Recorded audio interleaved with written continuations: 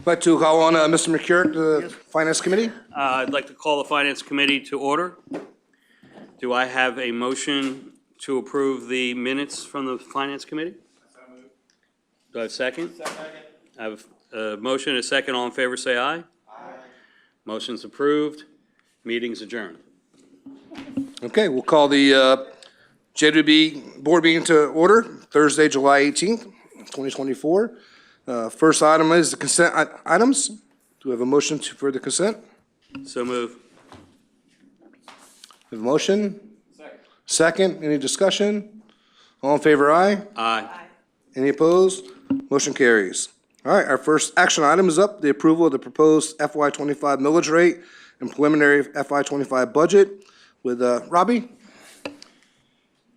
Thank you, Mr. Chair, members of the board, Chief Executive Officer, Ms. Houghton. I think I pronounced your last name the right way. Houghton or Houghton? Actually, it's Houghton. Houghton, But okay. it has been pronounced every possible way and spelled every possible way. And there's a Houghton, Minnesota, and a Houghton, but I'm Houghton. Houghton, okay. I'd like to start my presentation today with a follow-up on some discussion that the board's had. I'm told that Trustee Hendrick maybe raised this a few months ago, and I've had additional discussion with Ms. Houghton, with Brian Oxt on a conference call, just bringing some context to our ad valorem revenue and fund balance. And to set this thing up, so this is a chart. The blue is the FY25. This is a budget that we're going to be reviewing. The orange is historical, so they're more actual on our fund balance and reserves that we have. And then the green is obviously the future. But to give some context to this, I'd like to begin by the solid blue, the 1083 there that Hunter is kindly pointing at for me, is our ad valorem taxes, our tax revenue that we get. So that's variable, by the way. It changes from year to year, as you all know. And the column up from that, the lighter shade of blue, is what I call assigned reserves. And these are reserves that by board policy, the JWB has to keep it on hand for unknowns in operating. If we had an interruption in revenue or whatever, by board policy, we have to keep that on hand. So assigned is a key word there. The lighter shade, the striped above it, the 20.9, is unassigned. And this is revenue that's at the board's discretion. If there are unknowns or unfunded needs that come up through the year or other things that the board chooses to do, this is discretionary funds that the board has access to. So there's been a lot of discussion as you look at the budget that we're carrying. I think this last year in the FY24 budget, about $54 million in fund balance and reserves, and that's a correct number. But as you can see, the unassigned piece that the board has discretion over that we just keep on hand is about $20 million, $21 million in this upcoming budget. So that's not an immaterial amount of money for sure, but it's certainly not $54 million that's at the discretion. So we have a lot of different funding initiatives that we're going to talk about. They'll be largely one time, in that we don't want to make those reoccurring. As you can see, from FY24 to FY25, we reduced our fund balance, the unassigned, by $3.8 million. The year before that, it was $1.3 million. A year out from now is $5.7 million. So that trajectory cannot continue if we're going to maintain a balanced budget. So we have to do this in a prudent way, and we've done that throughout the months before me getting here and even as we go forward. But we're certainly taking the board's direction here and acting on our initiatives. So be mindful as we go through this budget that it is one-time expenditures that we're talking about in order to utilize this. The last thing we want to do is get into a position where we're having to, we've increased spending, We've increased programs, we've increased funding for those programs, and then we have a budget problem, we have to decrease it and pull it back really quick. So there's some good framework and I think context for you as we flow through this. Any questions on this? All right, let's go to the budget, Hunter. So this is a multi-year planning forecast, and it also includes the millage rate that we've talked to. It's the big handout that you have before you there. And I thought, as I talked through, I asked Hunter to kind of just highlight things on the screen so you can see and reference back to your material that's in front of you. And I'm going to flow through this relatively quick. You've heard this in our last board meeting. There has been changes made to this budget due to the finalization of Pinellas County Tax Assessor's Office and the revenues that we've gotten. And the good news there is the assessor and the revenue that we're going to receive. The assessor has increased the portfolio for the county, and our increase is about almost 10%. So we've got additional funds to spend in this year's budget, which you'll see how we're proposing to spend those.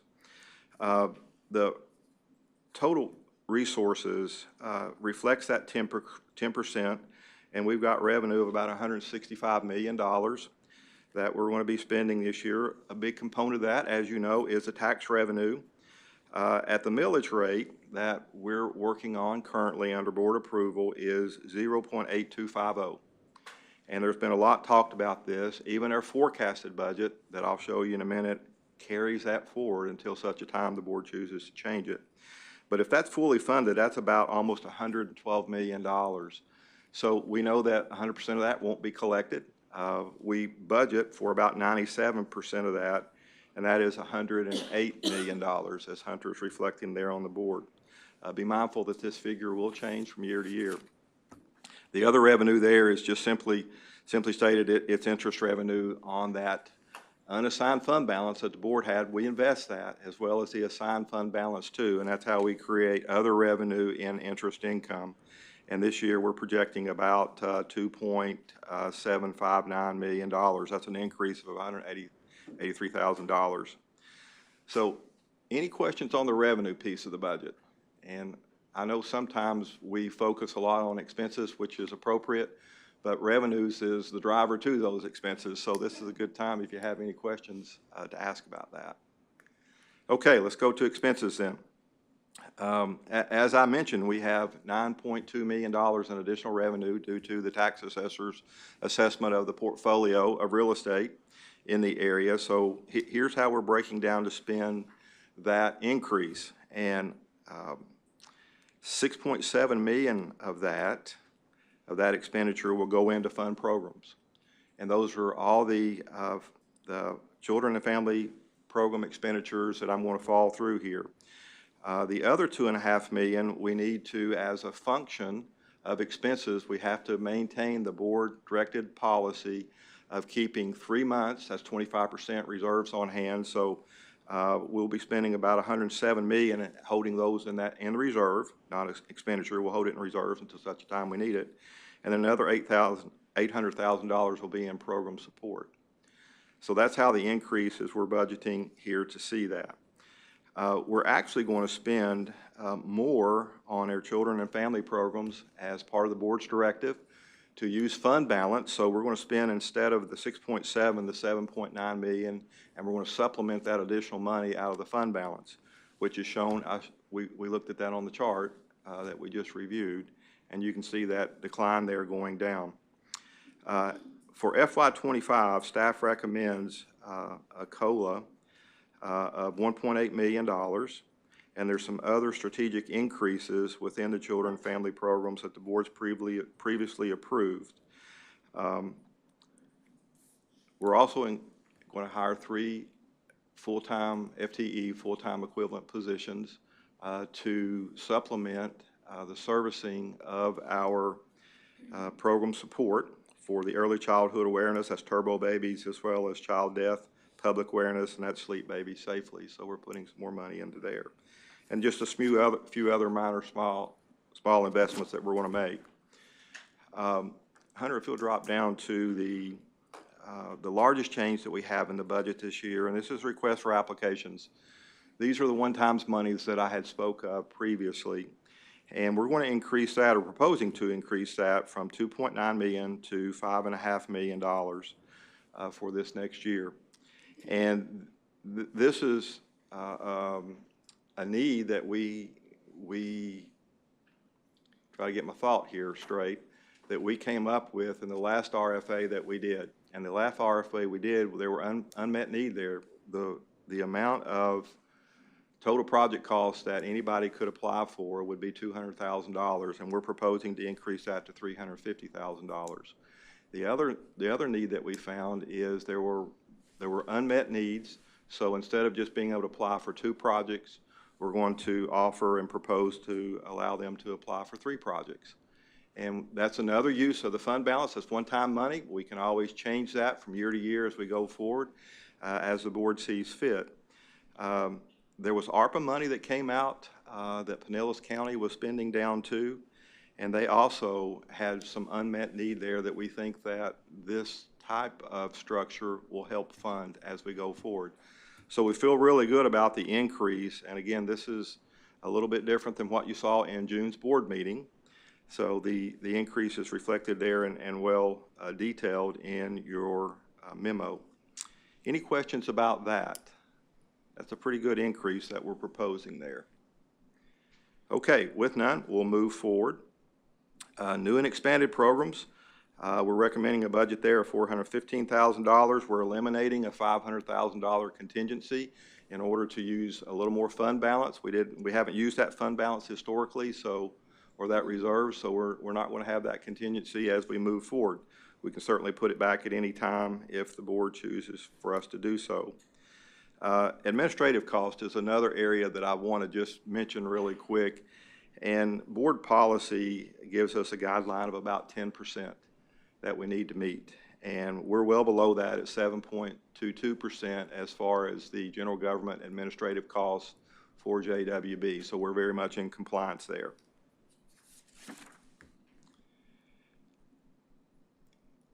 The forecast. Let's talk about forecast. Unless there's any other questions about the expenses of the budget. I'm trying not to be redundant from what was spoke of in June, but if there are questions, certainly we want to ask. I'd like for them to be asked. COLA is another thing in the expenses that certainly we can change at any time if the board chooses so. New and expanded programs is another initiative that are one time that we can govern as we need to make sure we're maintaining a balanced budget. If there's no other questions, I'm going to go on to the forecast really quick, touch on that.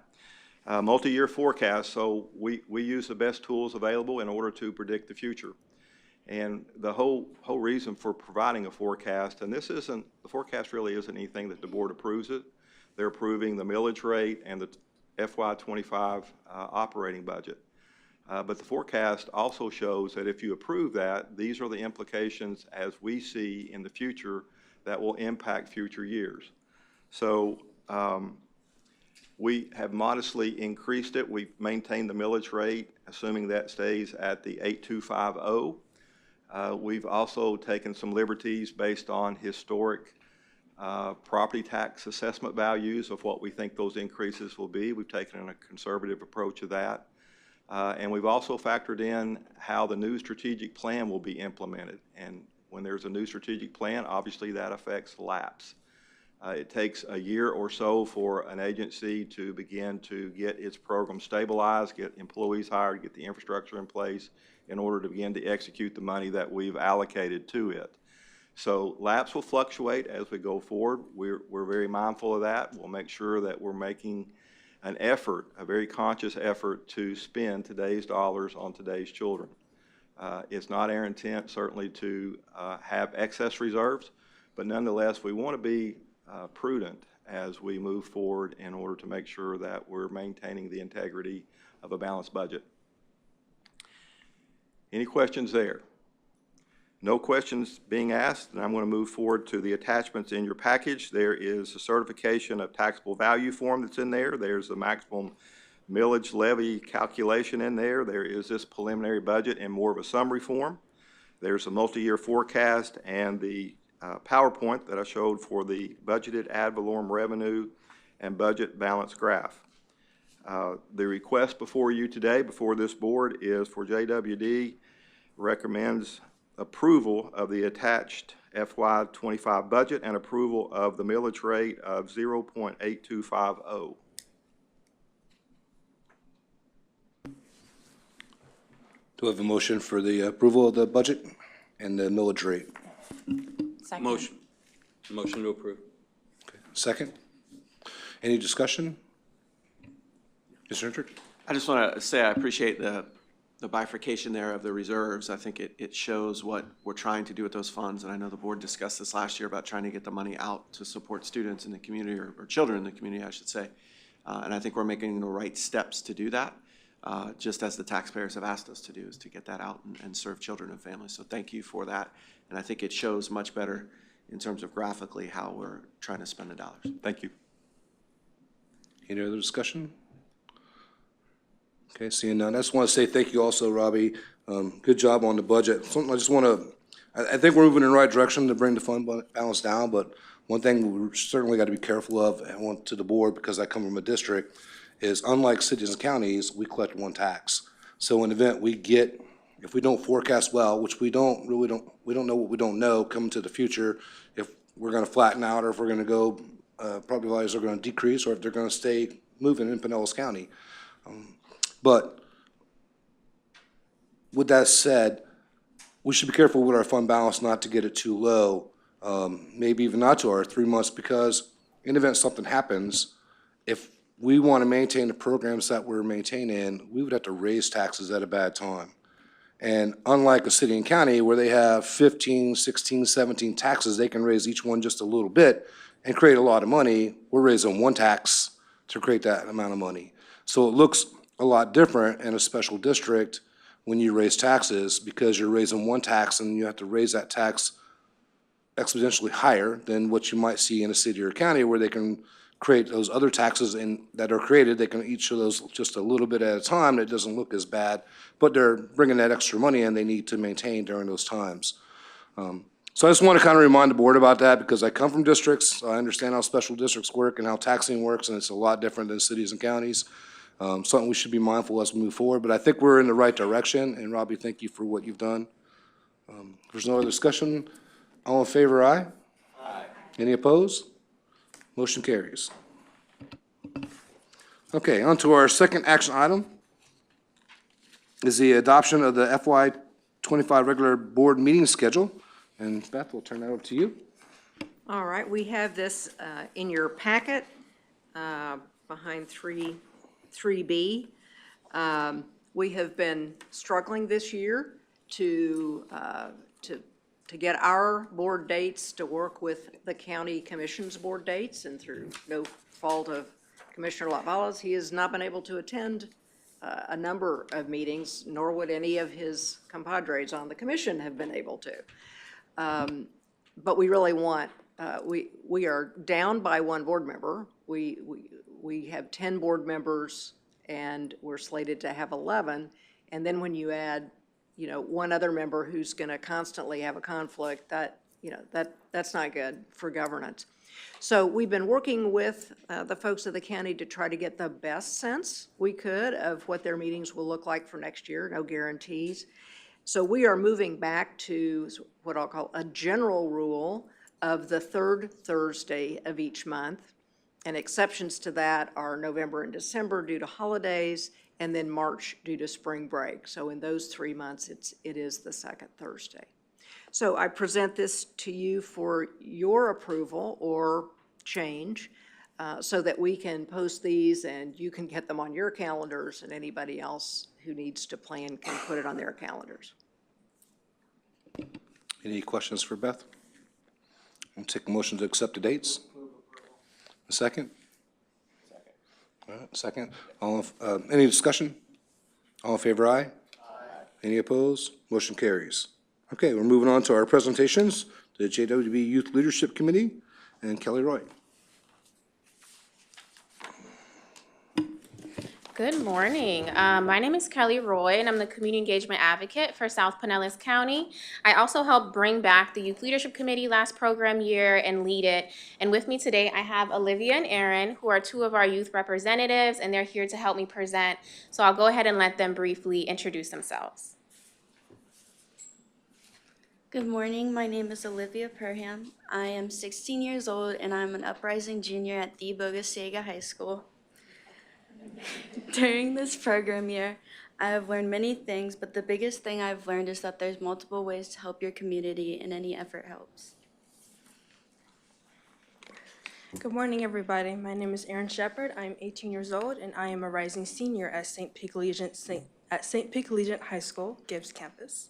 And today I'm excited to share our contributions to our achievements this past year, because I believe that this will allow me to use my voice to represent the youth community. Great. So the purpose of the presentation today is just to provide a better understanding of what the Youth Leadership Committee was and all of the amazing work that these two teens and the rest of the teens did last program year. So I'm going to start off by giving an introduction about the Youth Leadership Committee and about the structure, and then Olivia and Aaron are going to come in and talk about specifically the projects that they worked on. So,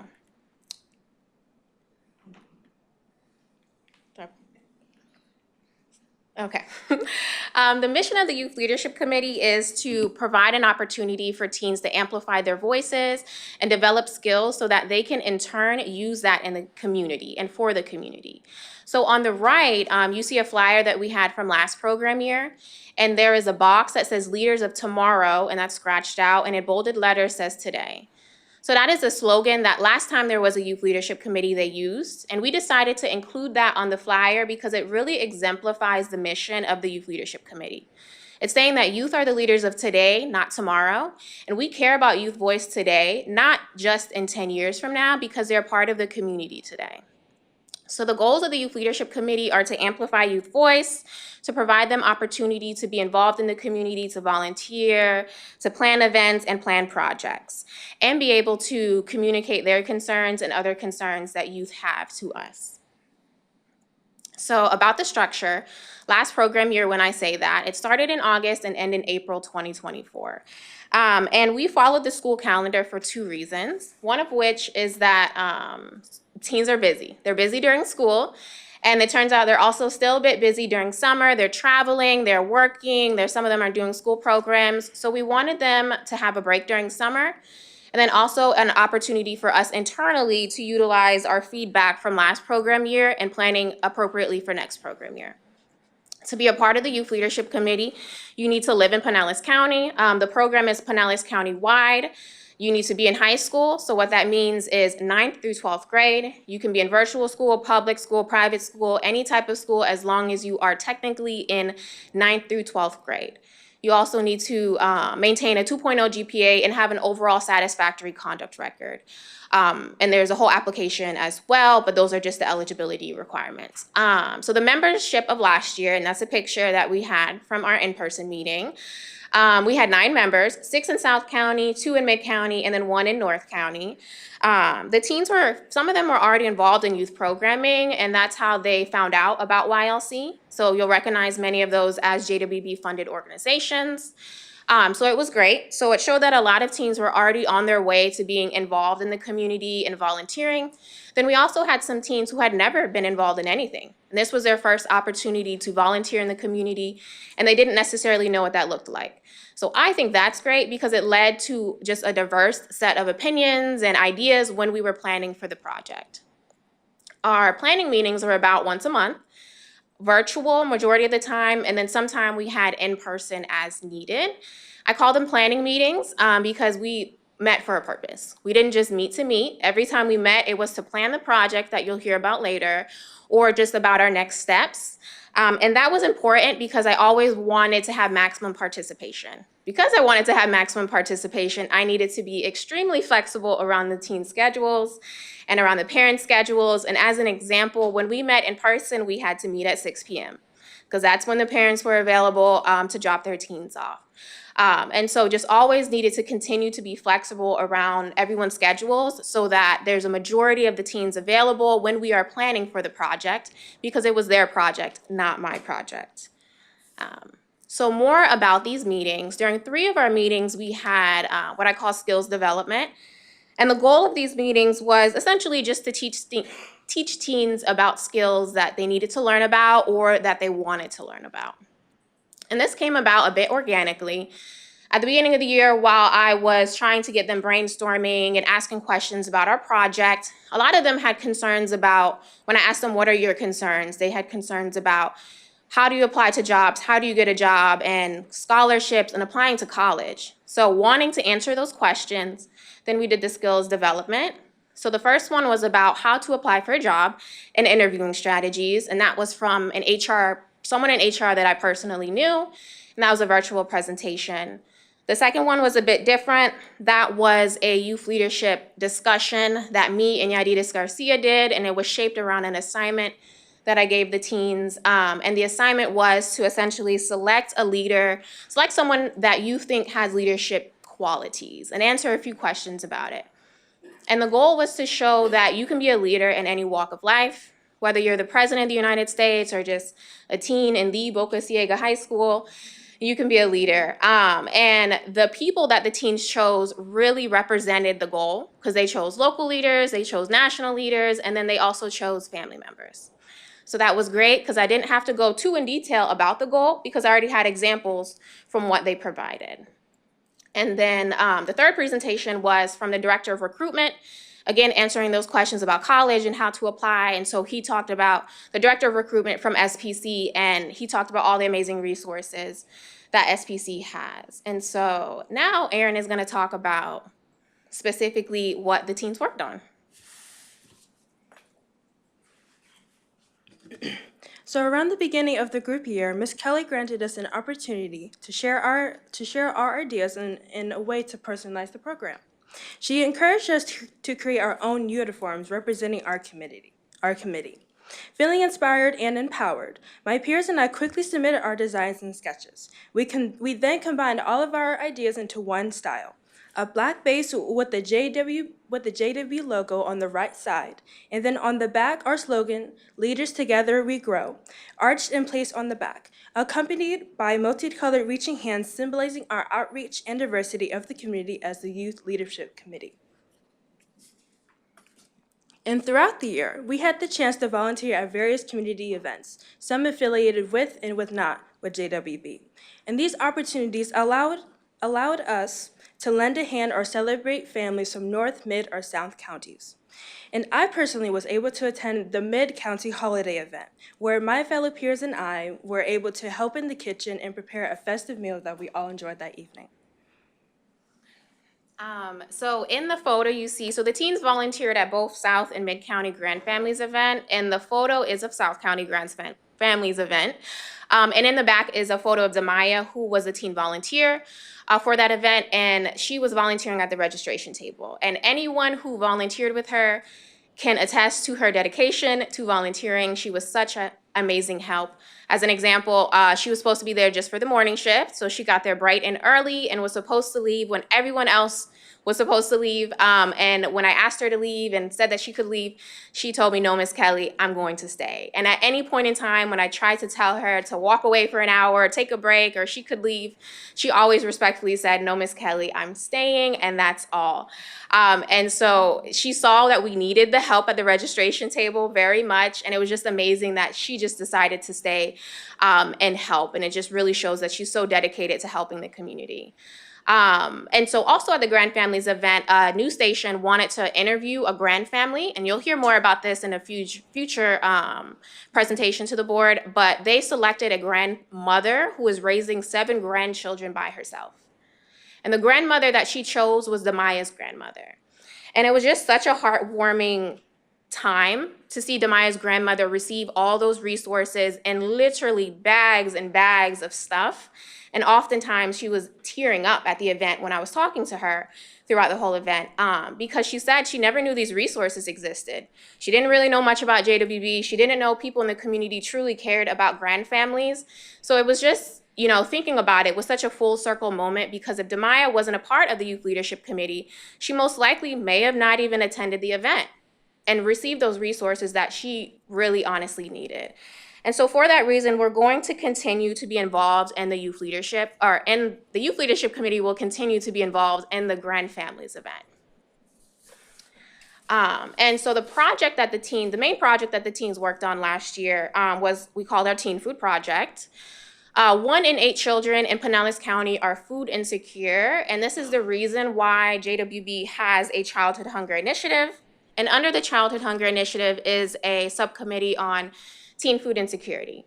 And so JWB staff from that initiative came and asked if YLC can do, Youth Leadership Committee, YLC, I'm going to shorten that, if YLC could do a project surrounding teen food insecurity and that they could provide the funding for that.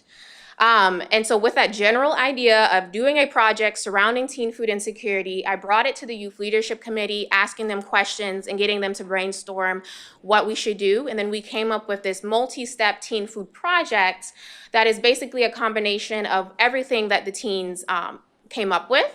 And so now Erin is going to detail and outline the steps, and Olivia will come in and talk about specifically each step.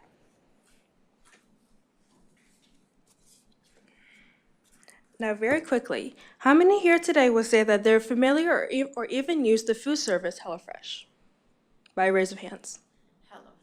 HelloFresh, yes. If we're not, then I'll explain briefly. So, and this was the overall concept that we as the YLC committee aimed for. Highlighting the statistics Ms. Kelly mentioned earlier, today's teens feel comfortable to go to a local food bank compared to going to their local grocery store like Publix, Whole Foods, Safeway, and etc., as they experience a sense of uneasiness and insecurity and often embarrassment. And of course, mentioning costs and just access to these overall food banks already presents as a problem today. So we, as the Youth Leadership Committee, united to address this issue by creating the YLC Teen Food Project. This project involved a step-by-step process, selecting 3 simple recipes that can be easily prepared and shared throughout the community. We aimed to ensure that these recipes included all the major food groups and satisfy our cravings. We then cooked the recipes ourselves, shared them on social media, packed the ingredients, and ultimately distributed them to local food banks throughout Mid, South, and North County.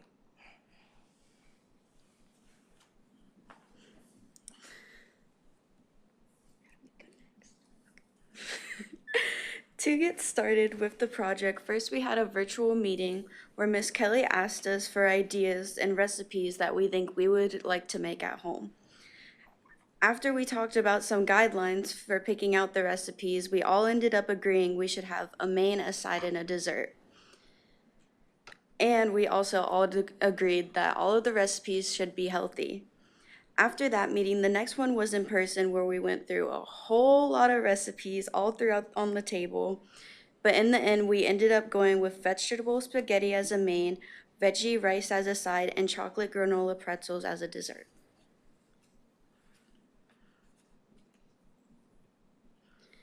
We then took the recipes and went to Child's Park Recreation, where with the help of one of JWB's videographers, we made a video showing how to make one of the recipes to post for the teens could have a clearer representation on how to make the recipes.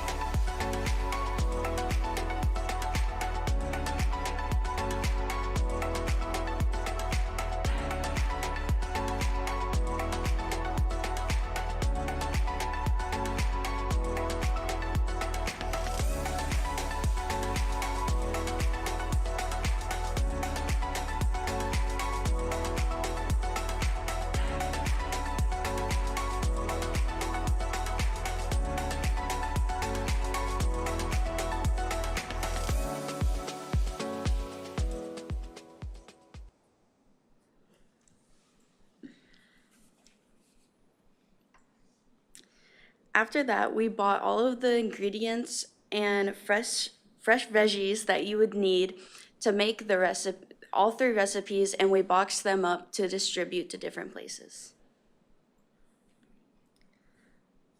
From there, we distributed the boxes to various places throughout the county with team programs like the Hispanic Outreach Center, High Point Youth Empowerment Center, and the Boys and Girls Club. In all, we made 100 boxes. Each box had all 3 meals in them that would feed 4 or more people, so in all, we made 300 meals.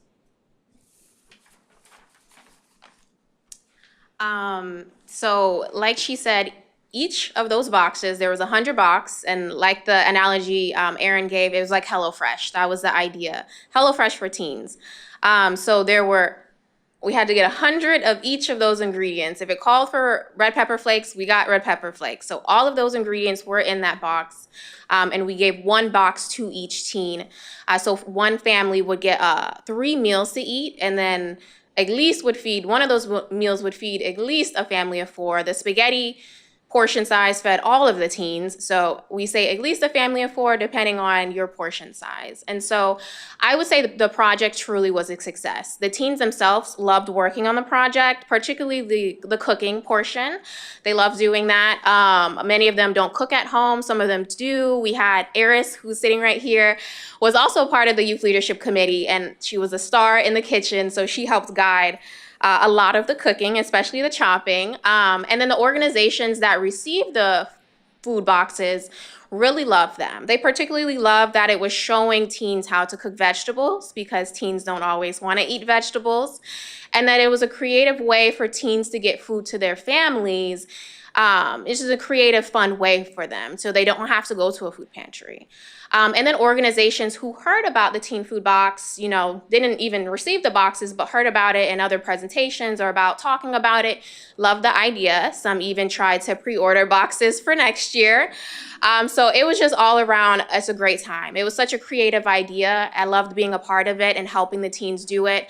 I loved specifically that it was a tangible project and building tangible skills for the teens, because it's so important for them, for the Youth Leadership Committee members, because now when they graduate, when they go to college, when they apply to jobs, they can say, I worked on this project, I did the budget, I did the flyer, I did this video, and that's tangible. So that's great for them, and it's also great for us in the community, because we're getting these teen-driven creative ideas and input that we really need. And so now we're currently in the stage of planning for next program year. And some of our next steps are to continue to recruit youth from across Pinellas County. We want a diverse set of youth from all across Pinellas County. The goal is to have between 10 and 12 members, and we're going to, give or take in either direction. We're going to continue to promote it how we did last year, but even better this year, because we all know more about it. So we promoted it through JWB funded programs, community councils, JWB staff sent it to teen funded programs. And, now they'll be able to send it to anyone they feel fit. So this year we'll be sending it out to more people, and so everyone will receive information about it. The program year starts in August, so that is next month. So you'll hear information about it next month, and about the new flyer we'll send out and post on social media, and about applications opening and deadlines. Currently working on creating a timeline and figuring out what projects we want the teens to work on. We want to continue to collaborate with JWB initiatives. So last year we did something with childhood. We did a project with the Children's Hunger Initiative, CHI. So continuing to do something with CHI, and then we're currently working out doing something with the Children's Mental Health Initiative.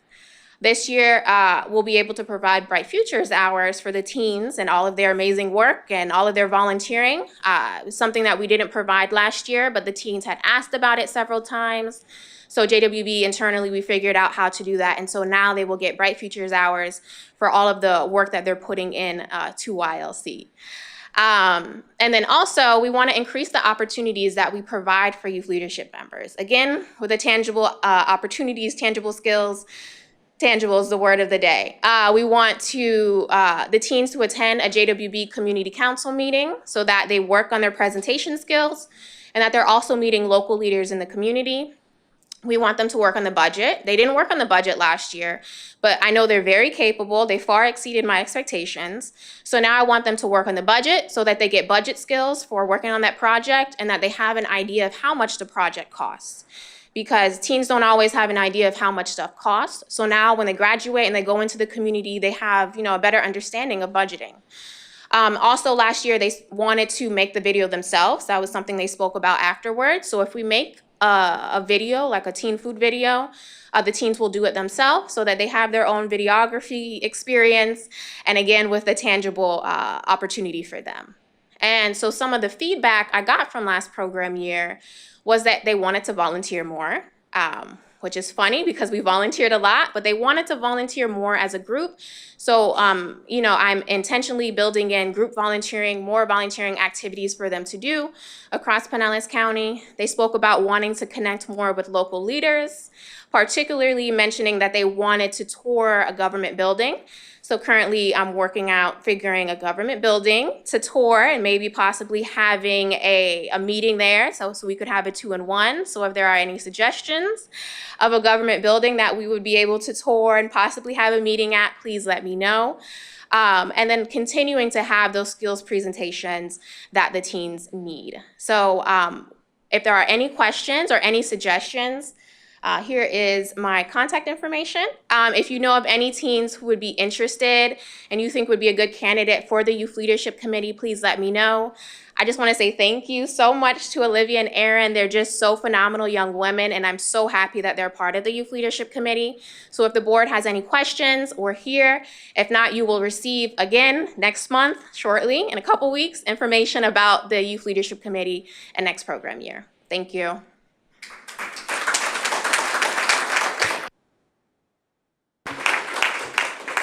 Thank you so much, Kelly, Aaron, and Olivia. What a great presentation. What a great job you guys are doing.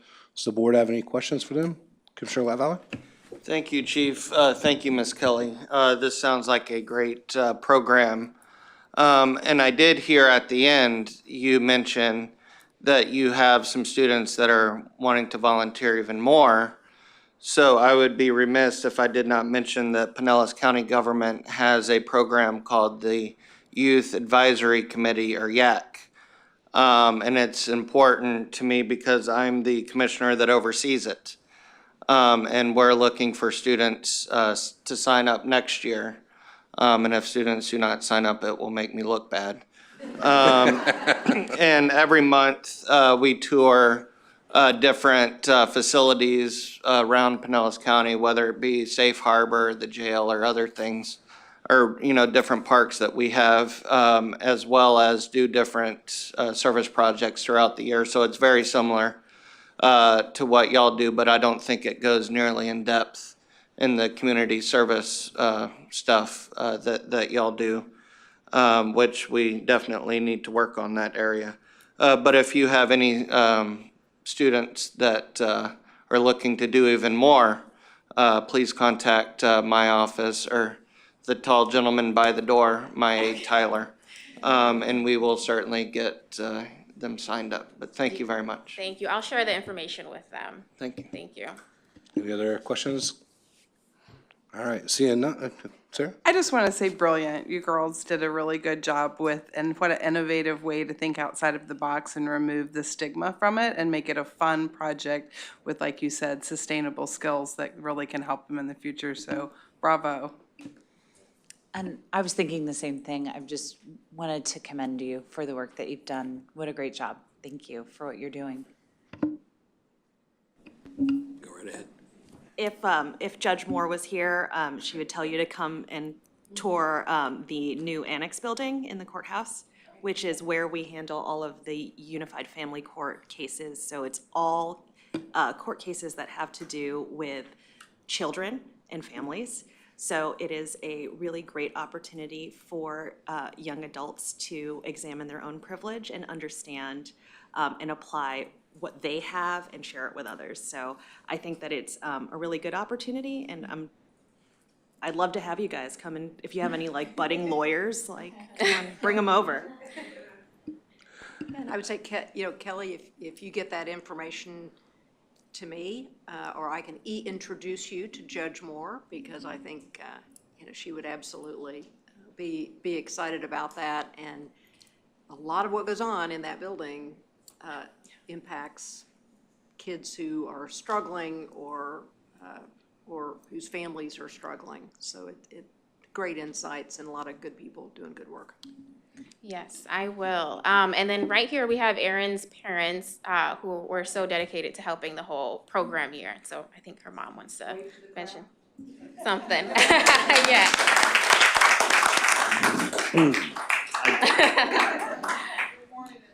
Good morning. Go ahead.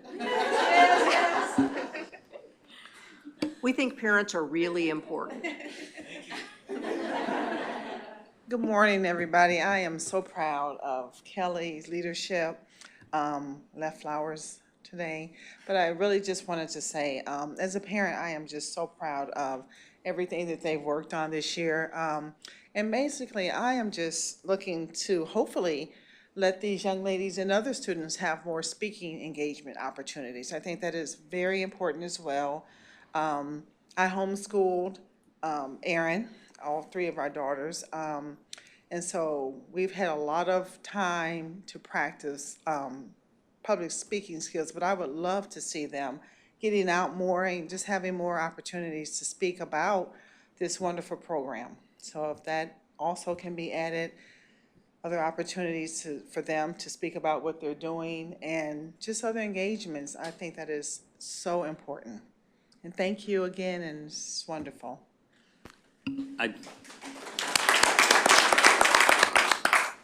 Let's all join in, right?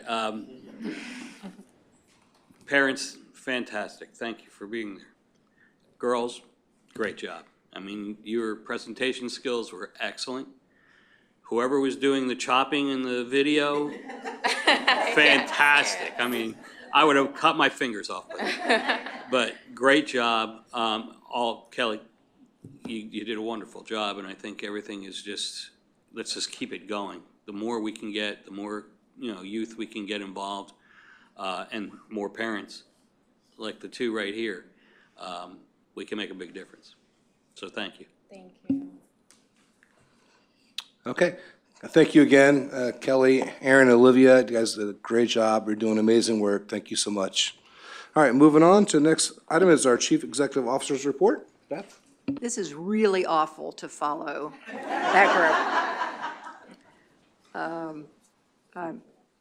They were absolutely amazing, and I just have to lift up how proud we are of Kelly, and and the other community outreach folks who you all don't necessarily see as often, but they are, particularly this summer, out and about lots of places, and you can see how amazingly well Kelly, and her buddies represent you and represent JWB in the community and in providing service of all kinds. So thank you, and Karen, a shout out to you. And is Yaya in the house? Yay! And Yaditas Garcia, who leads that group and is beloved in particular in Mid-County, known and loved. So, yeah. I knew I wasn't fibbing. I've seen it in action. So I know Mike has as well when we've gone to the Pinellas Park holiday event. Ray Neary, bless his soul, was known as the mayor of Lillman, and in many ways I look at Yaya and think, she's just kind of the mayor of that area. Everybody knows her, and everybody, if she asks for help, it happens because. Have the Denny's as her office. There we go. Well, as you can see here and in many other ways, it has been a summer full of JWB-led activities and assistance for children and families. So while many of our employees have kids and kids in the school system, so summertime is a chance for some vacation and time away, it has not been quiet at JWB. And we've had some wonderful opportunities with you, with board members, with legacy board members, elected officials, serving alongside leadership and staff at JWB out in the community. And we very much appreciate your presence. It means a lot to the JWB staff who get a chance to know you and work with you, as well as the individuals or families that we directly serve in all of these events. So the first thing I'll talk about is the mobile food pantry events. I really want to start by saying these wouldn't have happened in as targeted and effective ways without the Childhood Hunger Initiative that Danielle Hintz has been running for 8 years, I don't know, something like that, a while. And back then, and my predecessor, Marcy Biddleman, gets great credit for this, we found that while a whole bunch of different people in, frankly, different silos cared about childhood hunger, there was no linkage. And this initiative and this collective impact work created that opportunity for linkage. And so, for instance, food that kids get in the schools are hugely important to sustaining so many of them.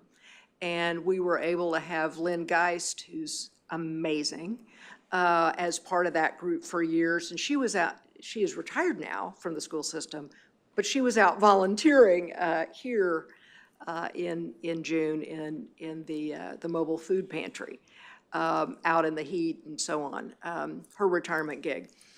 But we had the opportunity for people within food services from the school system, as well as social work folks in the school system who are the linkage to the weekend food distribution that both Nourish to Flourish, that the Dillingers made happen, St. Pete Free Clinic, and many other organizations were ready and willing and were willing to raise funds to provide that food for kids for the weekend.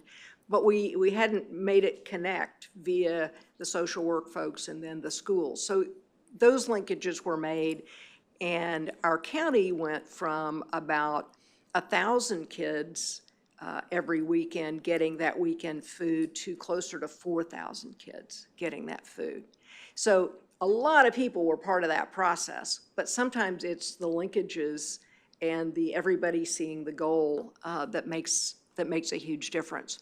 So this group has, in seeing more broadly than any one of us could see, looked at this summer and said, okay, now that we know when Summer Bridge, or we used to call it summer school, when that will be, and kids will have access to food then, and when the regular school year ended and when the new school year begins, there were these two gaps before and after Summer Bridge where kids would not have access to, or is as easy access to, I should say, to school, to food that comes to them via the school.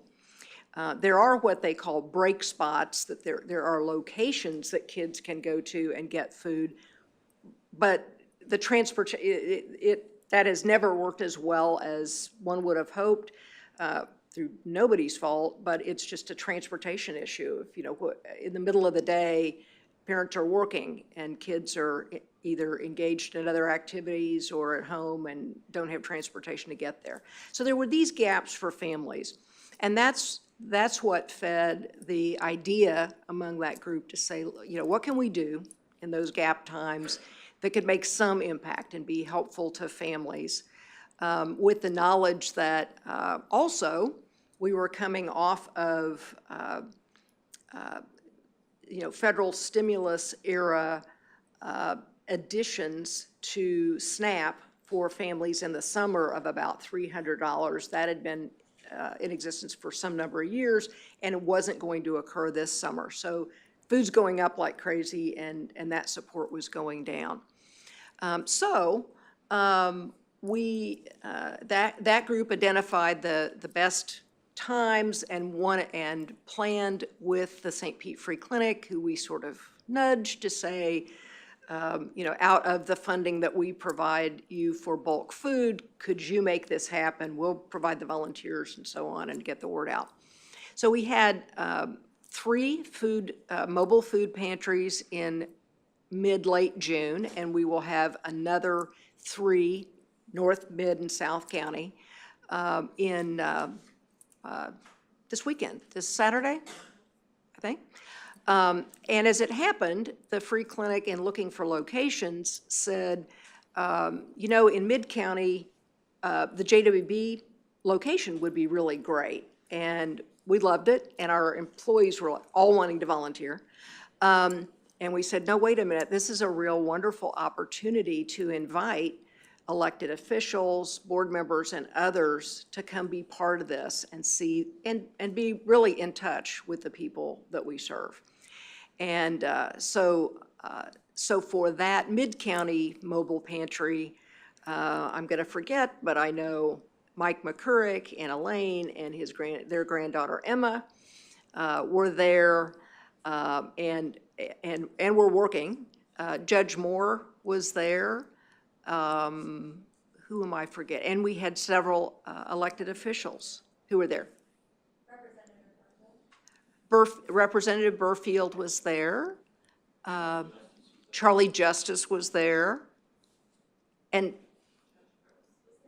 Judge Gross came, yes, and Judge Gross came. So it was, anyway, it was a great day. Significant amount of food was distributed. Cars started lining up at 7 or 7:30 for a 9 o'clock event. There I am, oh my. Anyway, April and Jen Dodd did a wonderful job of getting media out to see what was happening and to interview a family and interview me. And so there were multiple levels of benefit of doing what we did. Obviously, we provided 400 families with 50 pounds of healthy food for each of them. So there were vegetables and meat and chicken and eggs and dairy, as well as some shelf-stable items. So really a robust amount and type of food, not what you would have thought back in the day of a food bank or a food pantry. But we also were able to connect many of you and our elected officials with the people that we serve face to face, and they were so appreciative, as well as have an opportunity to pull the media in to be able to talk about childhood hunger and why it's important and what the whole community is doing, not just JWB. So, what started as we just want to meet this need for this group of families and kids ended up doing that, but much more through all the various wonderful people at JWB, including Becca Teeter, who did a great job of connecting a number of the electeds, and so on. Yeah, Mike? What was very impressive to me was Yaya, her husband, and her team. As they were working through it, they knew a lot of the people as they were coming in, and they were having these conversations with the people as they were coming, and it made it comfortable, I think, for everyone coming in to get food, knowing they needed it. What really caught my eye as well is it was a broad brush of the community. It wasn't just what we would almost suspect, that people were very underprivileged people that needed help, but there was a widespread of people coming in. I saw Mercedes, I saw Teslas coming by, but these were hardworking people who were doing 2 or 3 jobs just to make ends meet. And with inflation and other things, it was difficult. So to be able to see that, and then to be able to have that communication among some of the people, I thought it was extremely impressive. So kudos to your team. Absolutely, they all did an amazing job, as did many of you. So, just to keep everybody on their toes, we have had the summer book bus for 3 weeks during the summer, and in partnership with the Pinellas County Schools, who own and operate the bus. Every summer, JWB has been able to use that bus for 3 weeks to go to places generally other than school-based locations, so preschools, out-of-school time programs, and other places. And JWB purchases all of the books for those 3 weeks, which is in and of itself a pretty good logistical challenge for our little agency. And this has been a part of the grade level reading campaign that, of course, the school district is very engaged in, and many others across our community are engaged with, to help kids read on grade level and to love reading. So 2 buses travel to 76 stops. You see lots of smiling faces. There's the judge, and there's Kelly and Brianna.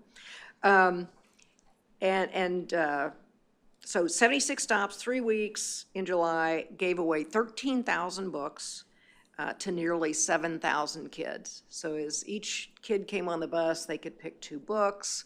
Books were organized very well and easily into color-coded bins for the different general age groups. So in between groups coming on, the staff and our volunteers would quickly switch out, who's coming next, and making sure that the books, that every book that was sitting out would be appropriate for that age group.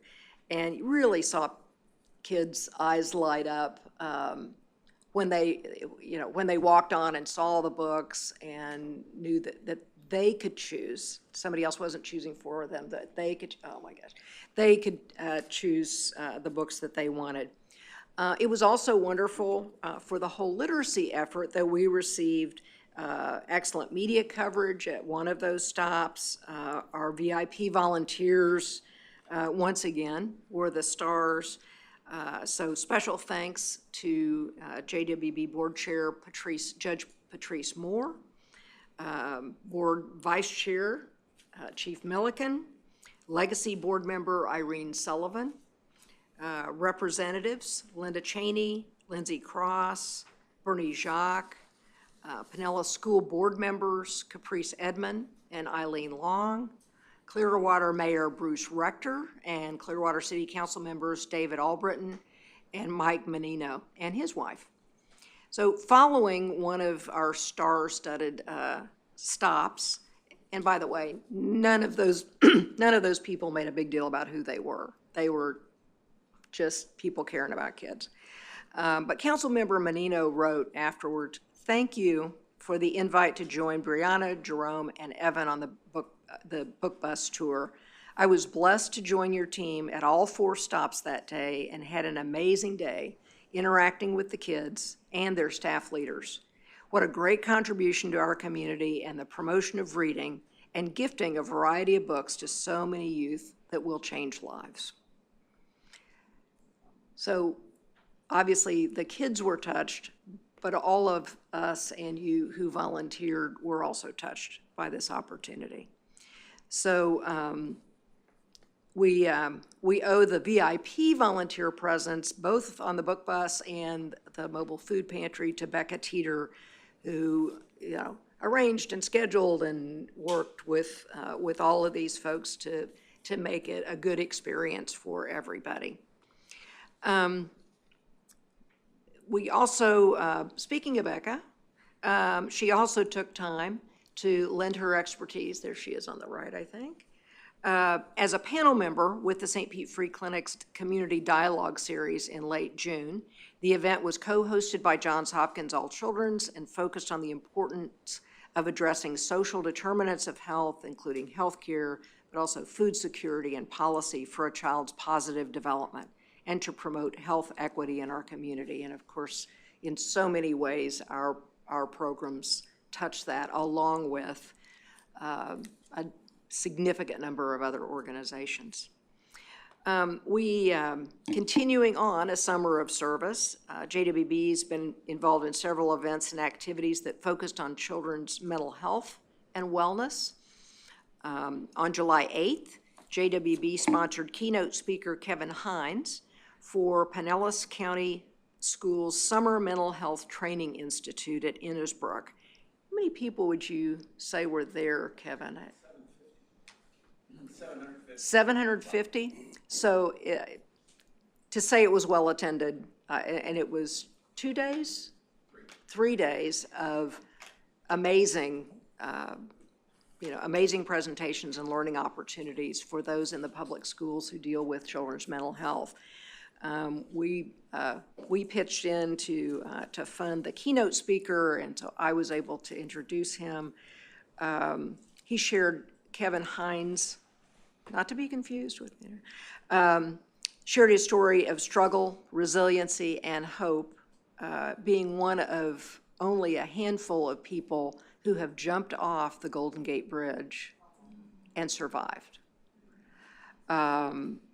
He now travels the world sharing his story of early childhood abuse and neglect and experiences through his childhood that have left him in great, as he calls it, brain pain, mental pain. And while he survived the jump from the Golden Gate Bridge, he was not unscathed, so also has physical pain that he lives with. So he travels and speaks and shares his story of hope and suicide prevention messaging with professionals and parents and more.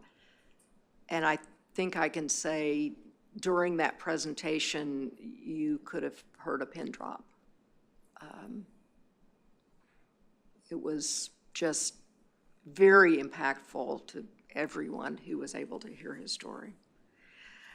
We also supported the 7th Annual Rising Above Youth Explosion Summit, it's a mouthful, hosted by the Clearwater Neighborhood Family Center on the SBC Clearwater campus.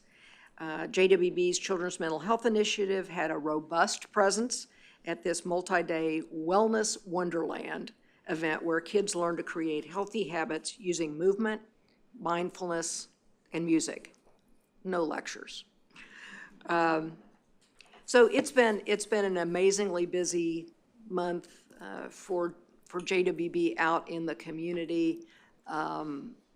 These are always really uplifting experiences for our staff, and we're so glad that many of you have been able to join us when you could. So thank you. All right, thank you. Any questions for our Chief Executive Officer?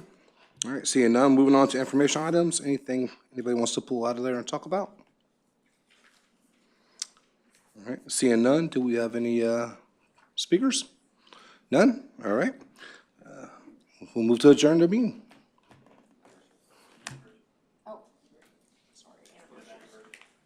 Oh, anniversaries. Wasn't on my list, sorry. Unadjourned. I'll give that to Mr. Bartlett. Okay.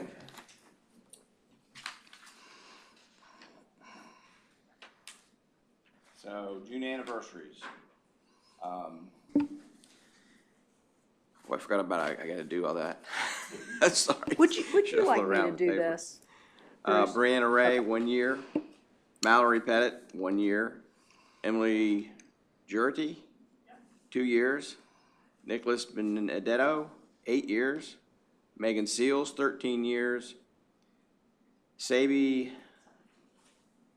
Galucci, 18 years.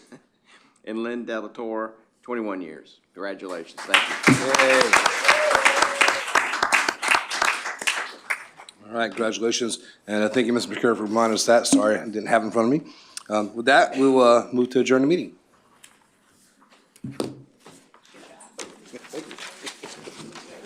Other than missed the anniversaries.